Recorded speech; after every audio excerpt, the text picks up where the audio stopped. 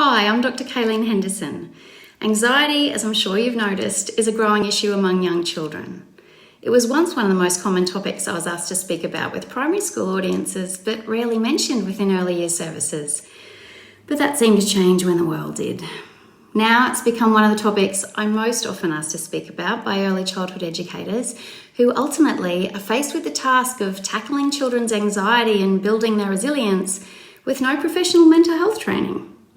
Thankfully, though, you don't need to be a mental health professional to spot when children are feeling anxious or to guide them through those anxious moments.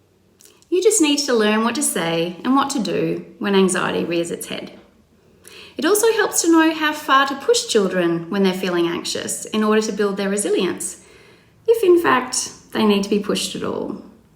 I was delighted to have been asked by ParentTV and the Australian Childcare Alliance to cover this topic, since I think that it's one that we all actually need to learn about. Anxiety is not going to suddenly disappear. As a medically trained child psychiatrist, it's one I've been lucky enough to have learned lots of strategies for. But ultimately, I think you as educators can make a far bigger impact on easing children's suffering than I ever could seeing children individually. So, over 3 weeks in May, I'll be sharing videos with you that will include as many of these strategies as I can. We'll look at how anxiety might present in the children within your services. I'll share tips for guiding both children and parents through tearful drop-offs.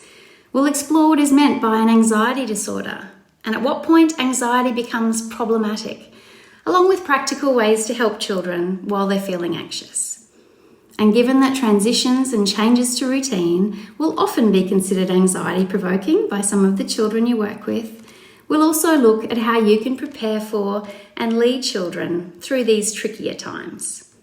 You are perfectly placed to help the children you work with to become more courageous, more confident, and more resilient. I do hope you can join me for this important bootcamp. See you soon.